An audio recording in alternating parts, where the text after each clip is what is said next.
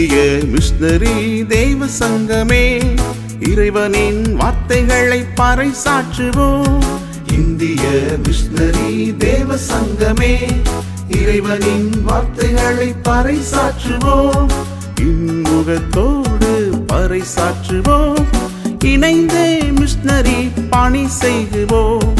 இன்முகத்தோடு பறைசாற்றுவோம், இணைந்தே மிஷனரி பணி செய்குவோம்.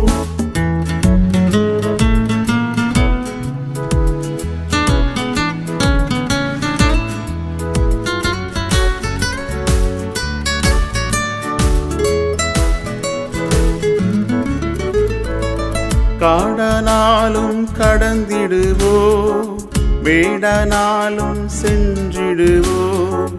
காடனாலும் கடந்திடுவோம், மேடனாலும் சென்றிடுவோம். பிறத்துய நாம் துடைத்திடுவோம், நம் துய தேவன் துடைத்திடுவார்.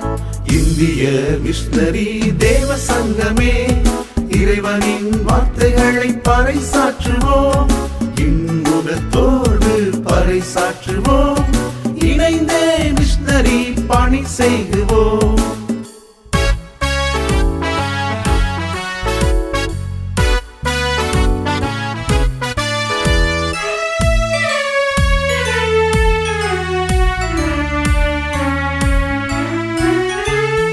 தேவனால் படைக்கப்பட்ட மனிதர்கள்தான் பாதை தெரியாமல் அலைகின்றார்கள்.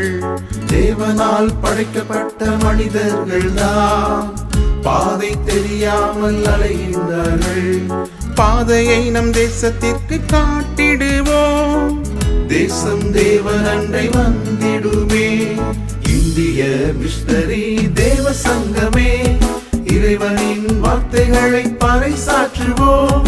இன்முகத்தோடு பறைசாற்றுவோம், இணைந்தே மிஷனரி பணி செய்குவோம்.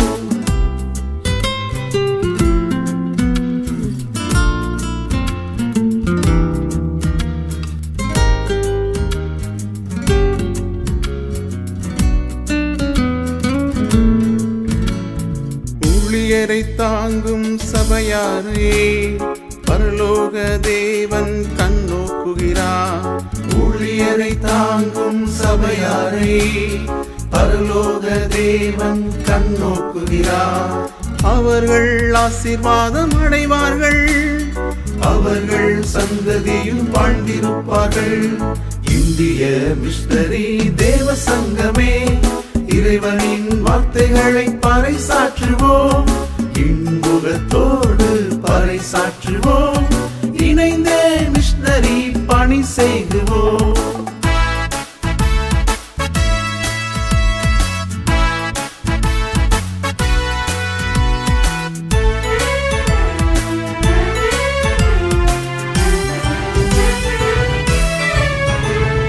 இந்திய மிஷனரி தேவ சங்கமே, தேவ சமூகத்தில் எத்தனை சந்தோஷம். இந்திய மிஷனரி தேவ சங்கமே, தேவ சமூகத்தில் எத்தனை சந்தோஷம். இறைமக்கள் மத்தியில் பேரானந்தம், திரியேக தேவனுக்கு அல்லேலூயா. இந்திய மிஷனரி தேவ சங்கமே, இறைவனின் வார்த்தைகளை பறைசாற்றுவோம். இன்முகத்தோடு பறைசாற்றுவோம், இணைந்தே மிஷனரி பணி செய்குவோம்.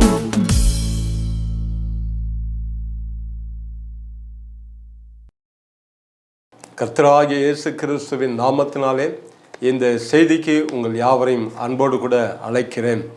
எந்த நாளிலும் தியானத்திற்காக தெரிந்து கொள்ளப்பட்ட வேதவசனம் மத்தேயு 8வது அதிகாரம் 17வது வசனத்தின் அடிப்படையிலே தியானிக்க போகிறோம். இப்பொழுது இந்த வசனத்தை வாசிக்க கேட்போம். அவர் தாமே நம்முடைய பலவீனங்களை ஏற்றுக்கொண்டு நம்முடைய நோய்களை சுமந்தார் என்று ஏசாயா தீர்க்கதரிசியினால் உரைக்கப்பட்டது நிறைவேறும்படி இப்படி நடந்தது. ஆம் பிரியமானவர்களே, ஆண்டவராகிய இயேசு கிறிஸ்து நம்முடைய பலவீனங்களை அவர் ஏற்றுக்கொண்டார் என்று வேதத்தில் எழுதப்பட்டிருக்கிறது. பலவீனங்களை ஏற்றுக்கொண்டு நோய்களை சுமந்தார் என்று எழுதப்பட்டிருக்கிறது. ஆகவே பலவீனம் என்றால் என்ன? அநேக நேரத்தில் இந்த பலவீனம் என்ற வார்த்தைகளை நம்முடைய வாயிலிருந்து பயன்படுத்துகிறோம், உச்சரிக்கிறோம். ஆனால் வேதமும் இதை குறித்து சொல்லுகிறது. நம்முடைய பலவீனங்களை இயேசு கிறிஸ்து ஏற்றுக்கொண்டார். ஆக நமக்குள் என்ன பலவீனம் இருந்தது, அப்படிப்பட்ட பலவீனத்தை இயேசு கிறிஸ்து அவர் கல்வாரி சிலுவையிலே சென்று அங்கேதான் நம்முடைய பலவீனங்கள் ஏன் ஏற்றுக்கொள்ள வேண்டும். அப்படியானால் இந்த பலவீனம் என்ற ஒரு பகுதியிலே ஒரு முக்கியமான ஒரு பகுதியாக மனுஷனுடைய சரீரத்திலே, ஆவியிலே, ஆத்துமாவிலே காணப்படுகிறது. ஒவ்வொரு மனுஷனையும் தேவன் படைக்கின்ற பொழுது பலமுள்ள மனுஷனாகவும் அதே நேரத்தில் பலவீனமும் உள்ளே இருக்கக்கூடிய மனுஷனாகவும் ஆண்டவருடைய சிருஷ்டிப்பிலே மனுஷன் இருக்கிறான். ஆக பலம் படைக்கும் பொழுது பலமுள்ளவனாகவே தேவனாகிய கர்த்தர் படைத்தால், அதற்கு பிறகு எப்பொழுது இந்த சத்துனுடைய கிரியைகளுக்கு கீழ்ப்படிந்து பாவத்திற்கு தன்னை விட்டு போட்டார்களோ அப்பொழுது இந்த பலவீனம் என்ற பகுதி அதிகமாயும் ஆழமாயும் மனுஷனுக்குள்ளே செயல்பட ஆரம்பித்து விட்டது. அப்படியானால் இந்த பலவீனம் மனுஷனுக்குள் இருக்கிறபடினாலே இந்த பூமியிலே வாழ்கிற ஒவ்வொரு நாளும் அல்லது ஒவ்வொரு நிமிடமும் அல்லது ஒவ்வொரு மாதமும் ஒவ்வொரு வருஷமும் மனுஷன் தன்னுடைய வாழ்க்கையிலே இந்த பலவீனத்திலிருந்து வெளியே வருவதற்கு தான் எத்தனையோ முயற்சிகளை எடுத்து கொண்டிருக்கிறார்கள். ஆனால் வெளியே வருவதற்கான வாய்ப்புகள் அவர்களுக்கு இல்லை என்று வேதத்தின் அடிப்படையில் பார்க்க முடிகிறது. காரணம், இந்த பலவீனங்களை ஆண்டவராகிய இயேசு கிறிஸ்து சிலுவிலே சென்று அந்த பலவீனங்களை ஏற்றுக்கொண்டார் என்று எழுதப்பட்டிருக்கிறது. ஆக ஒவ்வொரு மனுஷனுடைய வாழ்க்கையிலும் பலம் என்ற ஒரு பகுதி உண்டு, பலவீனம் என்ற ஒரு பகுதி உண்டு. ஆக அந்த மனதிற்குள் இருக்கக்கூடிய அந்த பலமான பகுதி சரியாக இருக்கின்ற பொழுது அவன் தன்னைத்தானே பலமுள்ள மனுஷனாக எண்ணிக்கொண்டு தன்னுடைய வாழ்க்கையிலே ஒவ்வொரு பகுதியிலும் நான் ஜெயிக்கிற மனுஷன், என்னால் ஜெயிக்க முடியும், என்னால் எல்லாம் முடியும் என்ற ஓட்டத்திலே ஓடிக்கொண்டிருக்கிறான். ஆனால் பலவீனம் என்ற ஒரு பகுதி இருக்கிறது. அந்த பலவீனம் என்ற ஒரு பகுதி எப்பொழுது சத்துருவினால் தாக்கப்படுகிறதோ அப்பொழுதுதான் அந்த மனுஷன் உணர்கிறான், நமக்குள்ளும் ஒரு பலவீனம் இருக்கிறதே, நமக்குள்ளும் இருக்க அந்த பலவீனத்தை தாண்டி வருவதற்கு நான் முயற்சி செய்து வெளியே வருவேன் என்று மனுஷன் எத்தனையோ முயற்சிகளை எடுக்கிறான். முடிவிலே அந்த பலவீனத்திலிருந்து வெளியே வர முடியாமல் மனுஷன் தோற்று போன வாழ்க்கையிலே தன் முடிவை சந்திக்கிறான். பிரியமானவர்களே, இப்படிப்பட்ட ஒரு தோல்விக்கு நேராக கொண்டு போகிற இந்த பலவீனங்களை மனுஷனிலிருந்து எடுக்கும்படியாக தேவன் சித்தம் கொண்டார். காரணம், இந்த பலவீனம் ஒரு மனுஷனுக்குள்ளே இருந்து கொண்டே இருக்குமானால் அவன் செத்து பிழைக்கிற மனுஷனாக இந்த பூமியிலே ஒருவேளை உயிர் வாழ்ந்து கொண்டிருந்தாலும் செத்த பிணம் போல வாழ்கிற ஒரு மனுஷனாக அவன் காணப்படுகிறான். ஆக இந்த பலவீனம் எங்கே இருக்கிறது என்றால் ஒவ்வொரு மனுஷனுடைய ஆத்துமாவுக்குள்ளும் இந்த பலவீனம் இருக்கிறது. இந்த பலவீனம் என்ற இந்த பகுதியை சத்துரு தாக்குகின்ற பொழுது அல்லது எத்தனையோ சூழ்நிலைகளிலே அவர்கள் வறுமையோ அல்லது நோயோ அல்லது கஷ்டமோ அல்லது எதிர்நீச்சல் போடுகின்ற வேளையிலே எதிர்நீச்சல் போட முடியாத அளவிற்கு ஏதோ ஒன்று தாக்குகின்ற பொழுது பலமுள்ள மனுஷனும் அவன் பலவீனம் உள்ள மனுஷனாக மாறிப்போய் தோல்விக்கு நேராக ஓடிக்கொண்டிருக்கிறபடினாலே ஆண்டவராகிய இயேசு கிறிஸ்து இந்த பலவீனம் என்ற பகுதியை ஜெயித்து தன்னுடைய மக்களுக்கு வெற்றி பெறும்படியாக அல்லது இந்த பலம் என்ற பகுதியில் வந்து ஜெயிக்கும்படியாக பலவீனங்களை அவர் ஏற்றுக்கொண்டார். தேவனுடைய பிள்ளைகளே, தேவனுடைய மக்களே, ஆகவே நமக்குள் பலவீனம் ஒன்று இருக்கிறது. அந்த பலவீனம் கர்த்தராகிய இயேசு கிறிஸ்து நமக்காக சிலுவையிலே இரத்தம் சிந்தி நமக்காக பாடுபட்டபடினாலே இயேசு கிறிஸ்துவை நோக்கி பார்க்கிற ஒவ்வொரு நிமிடமும் நம்முடைய பலவீன பகுதியானது அது பலமுள்ள பகுதியாக மாறுகிறது. சத்துரு அதை தொடுவதற்கோ அதை சேதப்படுத்துவதற்கோ முடியாமல் அது விலகி போகிற போது மனுஷன் கிறிஸ்துவுக்குள் பலன் பெற்ற மனுஷனாக மாறுகிறான். ஆகவே இந்த பலவீனத்தின் வழியாக தான் மனுஷனுடைய சரீரத்திலே நோய்கள் உள்ளே வருகிறது. ஆகியதான் இயேசு கிறிஸ்து நம்முடைய பலவீனங்களை ஏற்றுக்கொண்டு நம்முடைய நோய்களை சிலுவையிலே சுமந்தார் என்று எழுதப்பட்டிருக்கிறது. ஆக பலவீனமான மனதிற்கும் நோய்க்கும் சம்பந்தம் இருக்கிறது. ஆக மனசுக்குள்ளே அந்த பலவீனம் அதிகரிக்க அதிகரிக்க அது நோயை உருவாக்கக்கூடிய தன்மைகளை உடம்பில் இருக்கிற ஒவ்வொரு ஆர்கனும் ஒவ்வொரு உறுப்புகளும் அதை செயல்படுத்துகிறது. தன்னை அறியாமலே செயல்படுத்துகிறது. ஒருவேளை கசப்பு, ஒருவேளை மனபாரம், மன அழுத்தம் இருக்கிறது என்று வைத்துக் கொள்ளலாம். இந்த மனபாரம், மன அழுத்தம், இந்த கசப்பிலிருந்து நாம் வெளியே முற்றிலும் வராவிட்டால் அது நாளடைவிலே நம்முடைய சரீரத்தின் உறுப்புகளை பாதித்து அது நோயாக மாறி மனுஷன் மரித்து போய்விடுகிறான். ஆகவே இயேசு கிறிஸ்து நம்முடைய நோய்களை சுமந்து கொண்டார். பலவீனங்களை மட்டுமல்ல, பலவீனங்களை ஜெயிச்ச பிறகு நோய்களுக்கு நேராக தேவனுடைய வல்லமை இறங்கி வருகிறது. அந்த நோய்கள் நம்முடைய உடம்பில் இருக்கிற எந்த ஆறுகளையும் பலவீனப்படுத்தாதபடி, சேதப்படுத்தாதபடி இருக்கின்ற பொழுது பலமுள்ள மனுஷனாய் மாறுகிறோம். நோய்கள் அந்த மனுஷனுடைய ஆத்மா விட்டு விலகுகிறது, அடுத்து ஆவியை விட்டு விலகுகிறது, அடுத்து சரீரத்தை விட்டு விலகுகிறது. அவன் சுகப்பெற்ற மனுஷனாய் இந்த பூமியிலே வாழ்கிறான். எனக்கு அன்பானவர்களே, ஆகவே ரோமர் 8:36-39 வாசிக்க கேட்போம். கிறிஸ்துவின் அன்பை விட்டு நம்மை பிரிப்பவன் யார்? உபோத்திரமோ, வியாகுலமோ, துன்பமோ, பசியோ, நிர்வாணமோ, நாசமோ, பட்டயமோ, உயர்வானாலும் தாழ்வானாலும் வேறெந்த சிருஷ்டியானாலும் நம்முடைய கர்த்தராகிய கிறிஸ்து இயேசுவில் உள்ள தேவனுடைய அன்பை விட்டு நம்மை பிரிக்க மாட்டாதென்று நிச்சயித்திருக்கிறேன். அப்போஸ்தலனாகிய பவுல் எழுதுகிறான், இந்த உலகத்திலே கிறிஸ்துவின் அன்பை விட்டு அல்ல தேவனுடைய அன்பை கிறிஸ்துவை விட்டு என்னை விட்டு பிரிக்க ஒன்றும் முடியாது.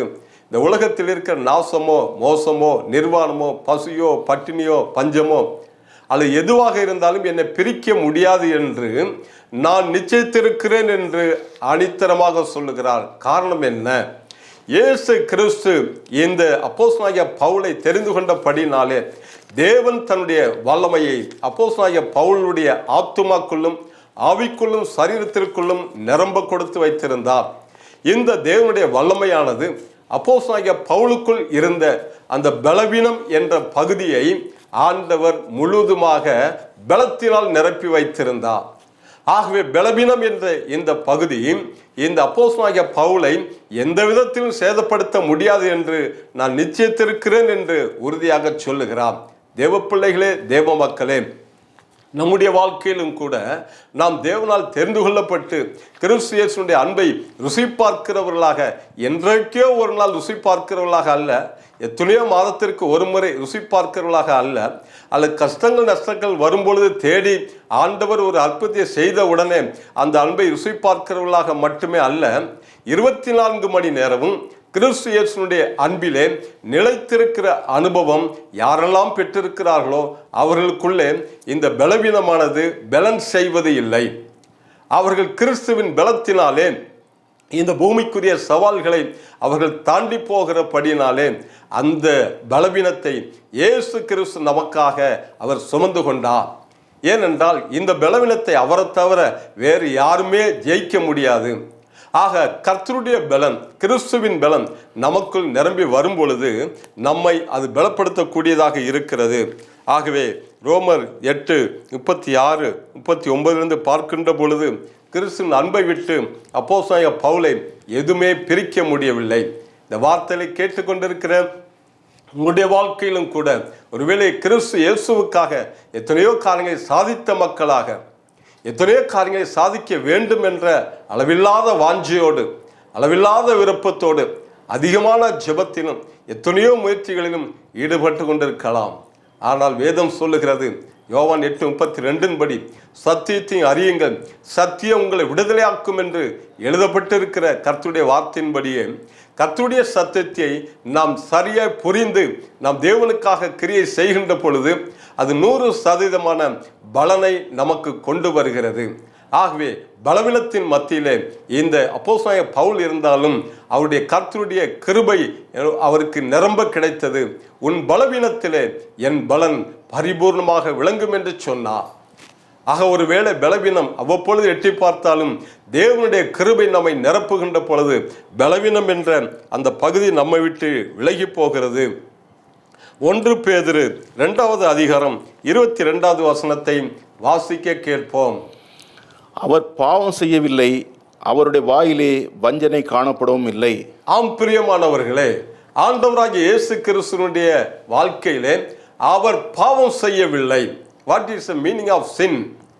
Disobedience to the word of God is a sin. ஆக தேவனுடைய வார்த்தைக்கு கீழ்ப்படியாமல் இருப்பது தான் பாவம், மூலப்பாவமாக இருக்கிறது. ஆக இந்த மூலப்பாவத்தை இந்த பிசாசானவன் பரலோகத்திலே செய்தபடினாலே இங்க தேவகுமாரனாக பூமிக்கு வந்த இயேசு கிறிஸ்து அந்த பாவத்தை செய்யக்கூடாது என்ற முழு தீர்மானத்திலே அவர் நிறைவாய் இந்த பூமியில வாழ்ந்து கொண்டிருக்கிறார். ஆகவே இயேசு கிறிஸ்து அவர் கீழ்ப்படியாமை என்ற பாவத்திற்கு ஒருபொழுதும் தன்னை ஒப்புக் கொடுக்கவில்லை. அது மட்டுமல்ல, அவருடைய வாயிலே வஞ்சனை இருந்ததும் இல்லை. வஞ்சனை, மற்றவர்களை வஞ்சிக்கும்படியாக அல்ல மற்றவர்களை ஏமாற்றும்படியான வார்த்தைகளும் கூட இயேசு கிறிஸ்துவினுடைய வாயிலிருந்து புறப்படவில்லை, அது வரவில்லை என்று வேதம் சொல்லுகிறது. ஆகவே நம்முடைய பலவீனங்களை ஏற்று அதை சுமந்து கொண்டு நம்முடைய நோய்களை சுமந்து அதை தீர்ப்பதற்கு பாவமுள்ள ஒரு மனுஷனால் முடியாது, பலவீனம் உள்ள ஒரு மனுஷனால் அதை செய்வதற்கு முடியாது என்பதற்காக தேவன் தன்னுடைய ஒரே பேரான குமாரனை பாவம் இல்லாதவராகவும் வாயிலே வஞ்சனை இல்லாத ஒருவர் மேலே இந்த பாவத்தையும் நோய்களையும் சுமக்கும்படியாக வைத்தார். இயேசு கிறிஸ்து நம்முடைய பலவீனங்களையும் நம்முடைய நோய்களையும் சிலுவையிலே அவராலே சுமந்து தீர்க்க முடிந்தது. இயேசு கிறிஸ்து தன்னுடைய இரத்தத்தை விளைக்கரையமாக கொடுத்தார். அந்த இரத்தத்திற்குள் பாவம் என்பது இல்லை. அந்த இரத்தமானது பூமியிலே யாரையும் வஞ்சிக்கவும் இல்லை. ஆக வஞ்சனை இல்லாதிருக்கிற ஒரு இரத்தம் இயேசு கிறிஸ்துவினுடைய இரத்தம். பாவம் செய்யாத ஒரு சரீரத்தில் இருந்து இரத்தம் நமக்காக அது சொட்டப்பட்டது, ஊற்றப்பட்டது. ஆகையினால தான் நம்முடைய பலவீனங்கள் இயேசு கிறிஸ்துவை நோக்கி பார்க்கின்ற பொழுது அது விலகி போகிறது. அந்த பலவீனப்படுத்துகிற ஆவிகள் பயந்து வெளியேறி ஓடி போகிறது. அதற்கு பிறகு சரீரத்தில் பலவீனப்பட்ட ஒவ்வொரு உறுப்புகளுக்குள்ளும் இந்த தேவ வல்லமை இறங்குகிறபடினாலே சரீரத்தில் இருக்கிற அவயங்கள் சுகமாக்கப்படுகிறது. ஆகவே நாம் நம்முடைய வாழ்க்கையும் கூட நாம் சோதித்து பார்க்க வேண்டிய அவசியமாக இருக்கிறது. நாமும் கூட கிறிஸ்து இயேசுவை நோக்கி பார்க்கிறபடினாலே நம்முடைய உள்ளான மனுஷனானது, ஆத்துமாவானது பாவமில்லாத ஒரு இடத்திற்கு நம்மை இயேசு கிறிஸ்துவின் இரத்தம் அழைத்து செல்லுகிறது. அதற்கு பிறகு நமக்குள் இருக்கிற நோய்களும் அவருடைய வல்லமையினாலே, தழும்புகளினாலே அது சுகமாக்கப்படுகிறது. அன்புக்குரியவர்களே, 1 பேதுரு 2:24 வாசிக்க கேட்போம். நாம் பாவங்களுக்காக செத்து நீதிக்கு பிழைத்திருக்கும்படிக்கு அவர் தாமே தமது சரீரத்திலே நம்முடைய பாவங்களை சிலுவையின் மேல் சுமந்தார், அவருடைய தழும்புகளால் குணமானீர்கள். ஆமேன். இந்த வேத பகுதி நமக்கு தெளிவாய் சுட்டி காண்பிக்கிறது ஆண்டவராகிய இயேசு கிறிஸ்து எதற்காக நமக்காக மரித்தார் என்று எழுதப்பட்டிருக்கிறது. நாம் பாவங்களுக்கு செத்துவிட்டோம் என்று எழுதப்பட்டிருக்கிறது. மரிக்கிற ஒரு அனுபவம், சரீரத்தில் மரிக்கிற அனுபவம் ஒன்று, நாம் பாவங்களுக்கு சாகிற ஒரு அனுபவம் ஒன்று. ஆக இயேசு கிறிஸ்து நம்முடைய பலவீனங்களை ஏற்றுக்கொண்டு நம்முடைய நோய்களை சுமக்கும் பொழுது நாம் சுமக்க வேண்டிய இந்த பாவமானது அது செத்து போய்விட்டது என்று எழுதப்பட்டிருக்கிறது. ஆக கீழ்ப்படியாமை என்ற பாவம் நமக்குள்ளே செத்து போகின்ற பொழுது நாம் நீதிக்கு உயிர் பெற்றவர்களாக மாறுகிறோம். தேவனுடைய கிரியையாகிய நீதி நமக்குள்ளே உயிர் பெற்று எழும்புகிறது. கர்த்தருடைய பிள்ளைகளே, தேவனுடைய மக்களே, தேவனுக்காக பிரகாசிக்க வேண்டும், கிறிஸ்து இயேசுக்காக பிரகாசிக்க வேண்டும். கர்த்தருக்காக நானும் என்னுடைய பங்கிற்கு இந்த பூமியிலே கர்த்தருக்காக ஏதாவது ஒரு பகுதியிலே நாம் செயலாற்ற வேண்டும் என்று நாம் இரவும் பகலும் துடிக்கிறோம். அது ஆண்டவருடைய பார்வையிலே நல்லதுதான். ஆனால் தேவனுக்காக செயல்பட வேண்டும் என்று துடிக்கிற நம்முடைய வாழ்க்கையிலே நாம் பாவங்களுக்கு செத்திருக்கிறோமா என்று ஆராய்ந்து அறிய வேண்டியது மிக மிக அவசியம். இந்த கீழ்ப்படியாமை என்ற இந்த பாவம் நிறைய நேரத்தில் நாமும் அறியாமல், நமக்கே தெரியாமல் கீழ்ப்படியாமை என்ற பாவத்திலும் ஓடிக்கொண்டிருப்போம். அதே நேரத்தில் தேவனுக்காக நான் பயன்பட வேண்டும் அல்ல தேவனுக்காக என்னுடைய பங்கு இந்த பூமியில் இருக்க வேண்டும் என்று நாம் அநேக நேரத்தில் ஓடிக்கொண்டிருக்கிறோம்.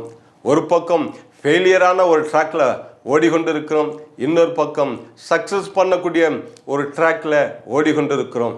2 ட்ராக்லையும் 2 காலை வைத்து ஓடுகின்ற பொழுது நிச்சயமாகவே அது அதிகமான பலனை பெற முடியாமல் தடுத்து விடுகிறது. ஆகவே நம்முடைய 2 கால்களையும் இந்த சக்ஸஸ் பாயிண்ட்ல வைத்து அந்த ட்ராக்ல வைத்து நாம் சரியாய் ஓடுகின்ற பொழுது நம்முடைய ஓட்டத்தின் ஒவ்வொரு பகுதியிலும் தேவனாகிய கர்த்தர் வெற்றியை நியமிக்கிறார். ஆகவே நம்முடைய மனசு, இருதயம் இது ரெண்டும் தான் ரெண்டு கால்களைப் போல காணப்படுகிறது. நம்முடைய மனசு ஒரு பக்கம் ஓடிக்கொண்டிருக்கிறோம், நம்முடைய இருதயம் ஒரு பக்கம் ஓடிக்கொண்டே இருக்கும்.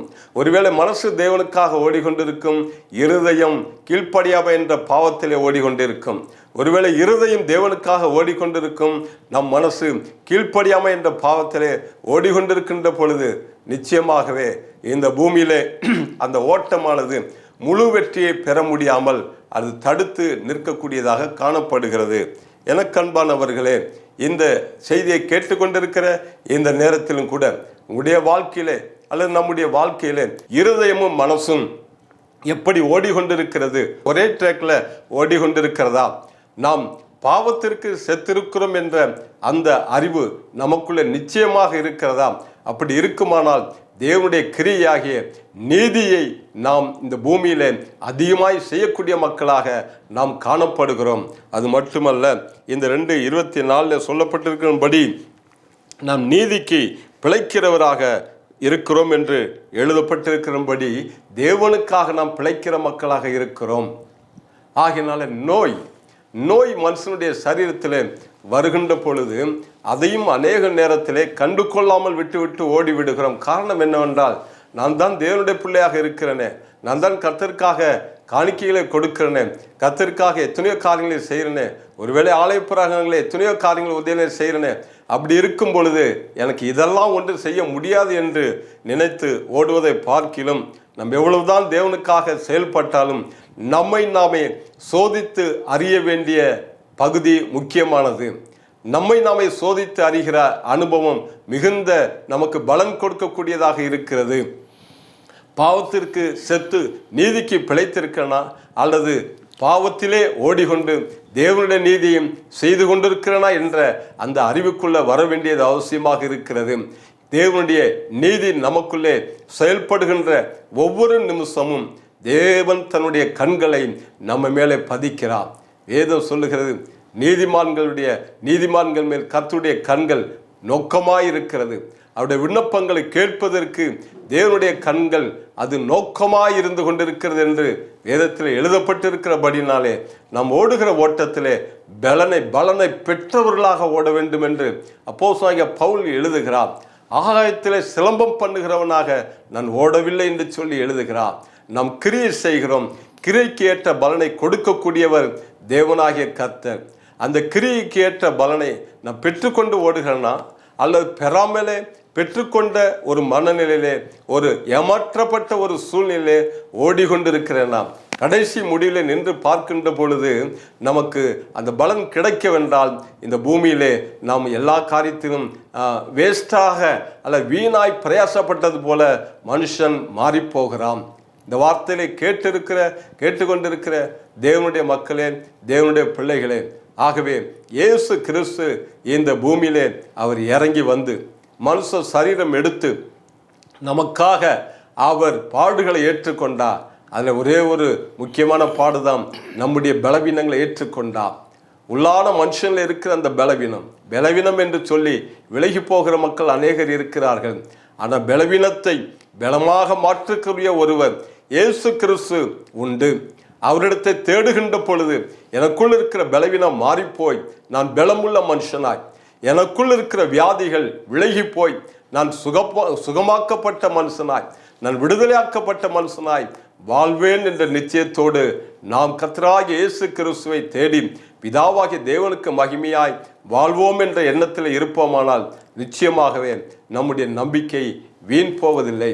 வேதம் சொல்லுகிறது, உன் நம்பிக்கை நிச்சயமாகவே வீண் போகாது. அப்படி என்றால் கர்த்தராகிய தேவன் அவர் நியமித்திருக்கிற ஓட்டத்திலே நாம் சரியாய் ஓட பழகிக்கொள்கின்ற பொழுது நம்முடைய ஓட்டம் பலனுள்ளதாய், சிறப்புள்ளதாய், கர்த்தருடைய ஆசீர்வாதத்தை நிரம்ப பெற்று ஓடுகிற ஓட்டமாய், நித்திய ஜீவனை இழந்து போகாமல் ஓடுகிற ஓட்டமாய் நமக்கு அதை பாக்கியமாக தேவனாகிய கர்த்தர் நமக்கு அதை அப்படியே கொடுக்கிறார். ஆகவே நம்முடைய இருதயத்தை ஆராய்ந்து பார்ப்போம். நம்முடைய மனநிலைகளை, நம்முடைய சிந்தைகளை ஆராய்ந்து பார்ப்போம். தேவனுடைய வார்த்தைகளை ஒவ்வொரு முறையும் ஒவ்வொரு நாளும் ஆராய்ந்து பார்ப்போம். அப்படி பார்க்கும் பொழுது சத்தியத்தினால் உண்டான விடுதலை நமக்கு நிறைவாய் கிடைக்கிறது. இந்த பூமியிலே இயேசு கிறிஸ்து நமக்காக வந்தவருடைய நோக்கம் அது மகிமையாய் நிறைவேறுகிறது. நாமும் கூட கர்த்தருக்காக ஏதோ ஒன்றை செய்கிறோம் என்ற ஒரு மன உறுதியோடு ஓடத்தக்கதாக நம்முடைய ஓட்டத்திலே திருப்தியும் நம்முடைய ஓட்டத்திலே ஒரு பலனும் நிச்சயமாக தேவனாகிய கர்த்தர் நமக்கு கொடுக்கிறார். அதை கொடுப்பதற்கே இந்த நாட்களிலும் பரிசுத்த ஆவியானவர் நம்மை ஏவுகிறார், நம்மை எழுப்புகிறார், நம்மை தட்டி விடுகிறார், நம்மை ஓட செய்கிறார், நம்மை இந்த பூமியிலே பிழைக்க வைக்கிறார். கர்த்தருடைய முகத்தை நோக்கி பார்த்து நாம் ஜெபம் செய்வோம். பரிசுத்தமுள்ள பரலோக பிதாவே, தேவனே, தேவகுமாரனே, உமக்கு கொடாகோடி நன்றி செலுத்துகிறோம் அப்பா.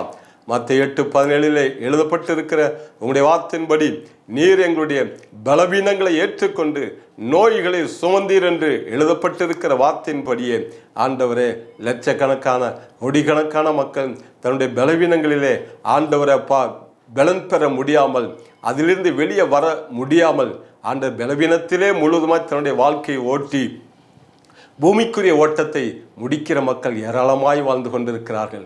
கர்த்தாவே, தேவகுமாரனே, தூய ஆவியானவரே, இந்த வார்த்தைகளை கேட்டு என்னோடு ஜெபிக்கிற உம்முடைய மக்களுக்காக வருகிறேன். யார் யாருடைய மனதிலே, யார் யாருடைய ஆத்மாவிலே இந்த பலவீனம் என்ற பகுதி இன்னும் கிறிஸ்து இயேசுவினாலே பலப்படுத்தப்படாமல் உம்முடைய முகத்தை நோக்கி பார்த்து விண்ணப்பிக்கிறார்களோ, ஜெபிக்கிறார்களோ, கர்த்தாவே, நீர் எங்களுடைய பலவீனங்களை ஏற்றுக்கொண்டபடினாலே ஒவ்வொரு பலவீனமும் இயேசு கிறிஸ்துவின் நாமத்தினாலே உம்முடைய பிள்ளைகளுடைய இருதயத்தை விட்டு, மனதை விட்டு, சிந்தைகளை விட்டு வெளியேறும்படியாக கட்டளை கொடு. கர்த்தாவே, பலவீனம் வெளியேறி உம்முடைய பலம் உம்முடைய மக்களுடைய இருதயத்தை, மனசை நிரப்புவதாக.